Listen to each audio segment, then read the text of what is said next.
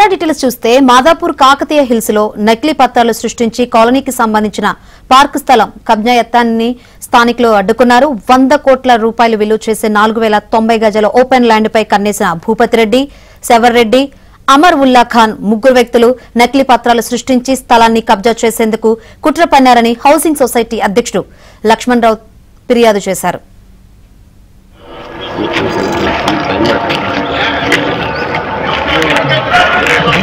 Compound కట్టడానికి try చేస్తే వాళ్ళకి వీళ్ళు వచ్చి కాంపౌండ్ కూలగొట్టారు. ఒకసారి కూలగొట్టి కూడా వాళ్ళు పోలీస్ కంప్లైంట్ ఇవ్వలేదు. అక్కడ గురు కవిన్ ఆరో మార్పు ఉంది అందులో. 2013 నుంచి జిల్లా హైకోర్టులో అసోసియేషన్ తరపున కాలనీకి సంబంధించిన స్థలం కోసం పోరాడుతూనే ఉన్నామన్నారు. ఈ క్రమంలోనే కబ్జాదారులు గురువారం దాదాపు 100 మంది గూండాలను తీసుకుని పార్కు స్థలాన్ని కబ్జా చేసేందుకు ప్రయత్నించారని, అడ్డుకోబోయిన తమపై దాడికి తెగబడ్డారన్నారు.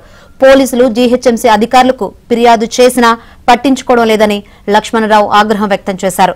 కాలనీకి చెందిన పార్కు స్థలాన్ని కబ్జా చేయాలనుకునే వారిని కఠినంగా శిక్షించే వరకు తమ పోరాటం ఆపమని housing society secretary Srinivas Prasad అన్నారు.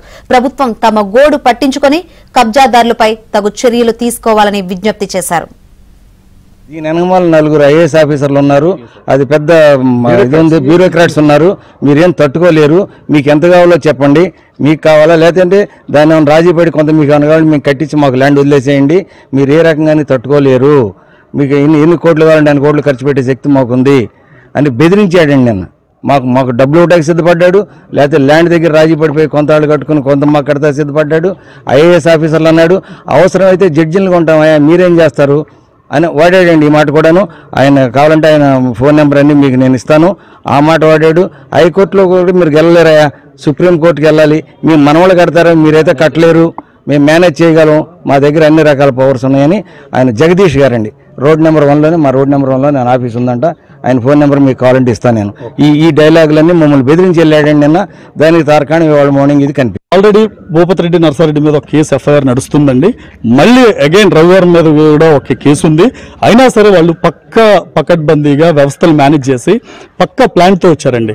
ఈ రోజున మేము పోలీస్ స్టేషన్కి వెళ్తే వాళ్ళు మమ్మల్ని ఆపి ఫోన్ చేస్తున్నట్టు నటించి మా ముందు ఫోన్ చేస్తున్నారు, ఆపమని ఇక్కడ చెప్తున్నారు, ఇక్కడ జరిగే పని ఇక్కడ జరుగుతుంది, మేము ఇక్కడ వచ్చి అడ్డగించి ఫోటోలు వీడియోలు తీస్తే మీకు ఎందుకే మేము చూస్తాం కదా అంటున్నారు. అంటే దీన్ని బట్టి అర్థం చేసుకోండి పోలీస్ వ్యవస్థని ఏ విధంగా.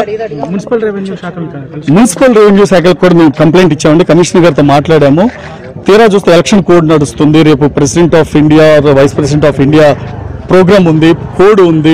లేదు అంటే మేము పోలీస్ బందోబస్తు అక్కడ ఉన్నాం, మేము బిజీగా ఉన్నామని వాళ్ళు దాటేస్తున్నారండి. నిజంగా అన్యాయం జరిగితే ఈ రోజున ఒక 100 ఇల్లు తగలబడితే జీహెచ్ఎంసీ ఇలాంటి సమాధానం చెప్పుద్దా? ఇది 12,000 మంది సంబంధించింది. ఇది 10 గుడిసెలు తగలబడితేనే ప్రభుత్వం కథలు వస్తుంది. అలాంటిది 100 కోట్ల ప్రాపర్టీ 12,000 మందికి ప్రజల ఆస్తిని ఈ రోజున దౌర్జన్యంగా తీసుకుంటుంటే ప్రభుత్వం కదలిక రాదా?